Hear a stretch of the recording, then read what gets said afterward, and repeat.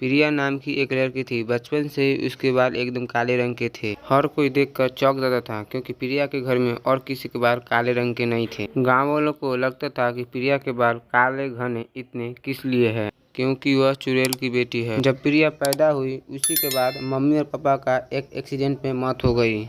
उसके बाद उसकी दादी ही अकेले पाल रही थी। एक दिन वो रोते हुए घर आती है।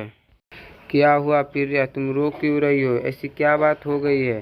फिर से किसी से लड़ाई करके आई हो क्या? नहीं माँ, मैंने कोई किसी से लड़ाई नहीं की। उल्टा वह सब बच्चे मुझे चुड़ैल चुड़ैल कर चिढ़ाते हैं।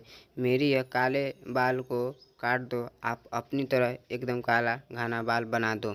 अरे रोना बंद कर। पहले मैंने कितनी बार तेरे बाल को काटने की कोशिश की, मगर तेरे बाल इतने मोटे और गहरे हैं कि इस पर काटना बहुत मुश्किल है।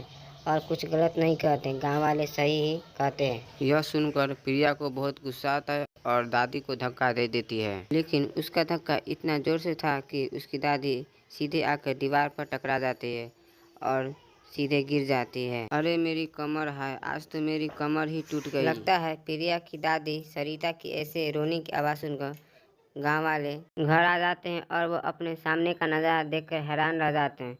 छोटी प्रिया की बालों इतने लंबे हो जाते हैं और वह गुस्से में अपनी माँ की तरफ देख रही थी। अरे आज तो इसने अपनी माँ को धक्का दिया है, देखना कल कोई और भी खतरनाक हो जाएगी। इससे हम सभी को खतरा है।